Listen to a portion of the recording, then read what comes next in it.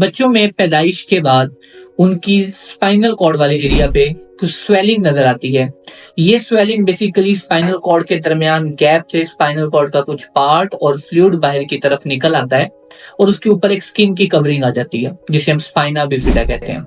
आज हम डिस्कस करेंगे कि स्पाइना बिफिडा क्या होता है, इसकी क्या कॉम्प्लिकेशन होती हैं, किन वजूहात की बिना पर होता है और इसमें क्या ट्रीटमेंट है जो हम ऑफर कर सकते हैं।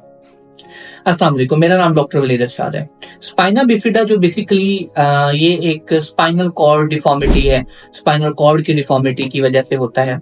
ये बेसिकली उन फीमेल्स के अंदर होता है जिनके अंदर फोलेट की कमी होती है, जैसे विटामिन B9।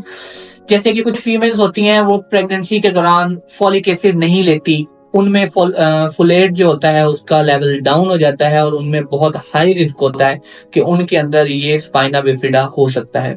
इसलिए हमेशा प्रेगनेंसी के दौरान अपने डॉक्टर के मशवरे के मुताबिक आप जो फॉलिक एसिड की टैबलेट होती है उसका जरूर इस्तेमाल किया करें।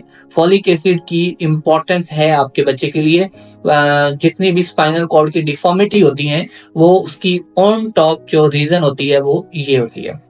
इसके अलावा फैमिली हिस्ट्री जो होती है वो भी होती है neural tube defect family history. मतलब अगर आपकी फैमिली में पहले भी किसी को हो चुका है तो सेकंड थर्ड जनरेशन में या एक से ज्यादा दफा किसी को हुआ है तो उसमें नेक्स्ट फ्यू जनरेशन के अंदर इसके दोबारा होने के चांसेस होते हैं। तो ये इनहेरिटेड भी होता है कि फैमिली हिस्ट्री होने की वजह से भी ये हो सकता है।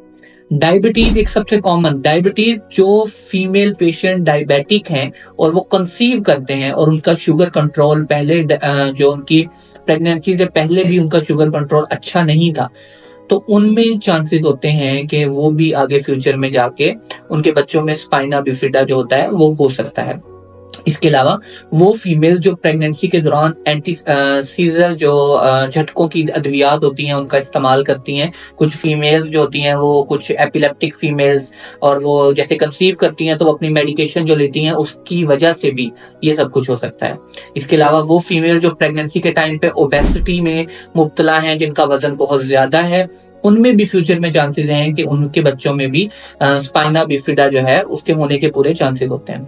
या वो फीमेल जिनको प्रेगनेंसी के दौरान उनका बॉडी टेम्परेचर जो है वो बहुत ज्यादा रहता है। तो बॉडी टेम्परेचर ज्यादा रहना मतलब मुसलसल बच्चे को बुखार होना, तो माँ को प्रेगनेंसी में फीवर की एपिसोड आते रहना, तो इन वजूहात की बिना पर भी आगे जाकर उनमें ये तमाम मसाइल को देखा गया है। अब हम बात करते हैं कि ये तमाम चीजें तो हो गई, अगर आपके बच्चे को स्पाइना बिफिडा हो गया है तो अब फ्यूचर में आपके बच्चे को क्या क्या मसाइल का सामना करना पड़ सकता है।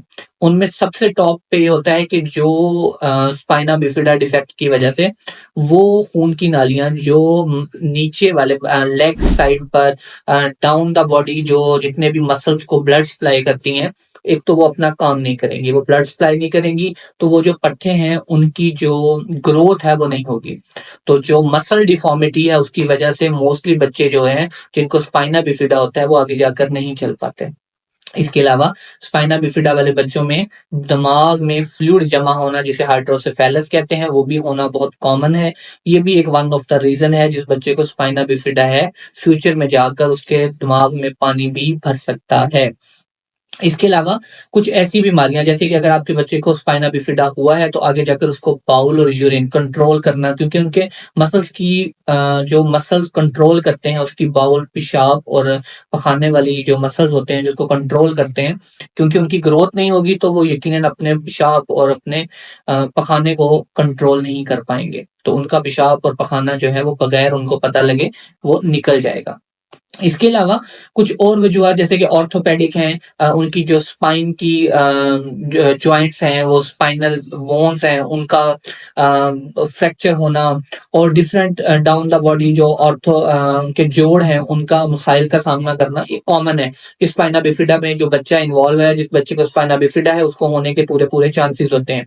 अब हम इसके लिए हम क्या कर सकते हैं, इसका इलाज क्या है। इसमें सबसे पहले तो स्पाइना बिफिडा के लिए एक सर्जरी परफॉर्म की जाती है जिसमें स्पाइनल कॉर्ड को वापस उसकी पोजीशन पे लाया जाता है और जो पार्ट बाहर है उसको वापस अंदर भेजा जाता है एक सर्जरी के प्रोसेस के जरिए। और इसके अलावा फिर फ्यूचर में कुछ ऐसी मेडिसिन होती हैं जिसका इस्तेमाल करने के बाद आप उन मेडिसिन के साथ इसको कुछ हद तक बेहतर कर सकते हैं, या आपके अपने बच्चों को मोबिलिटी चलाने के लिए आपको कुछ अद्वियात दी जाती हैं जिनसे उसके मसल्स की ग्रोथ होना शुरू हो जाए। तो ये कुछ, और इसके अलावा फिजियोथेरेपी का बहुत रोल है। स्पाइना बिफिडा वाला बच्चा इवन आफ्टर सर्जरी आपको बहुत लॉन्ग टाइम तक अपने बच्चे में फिजियो करवानी पड़ती है।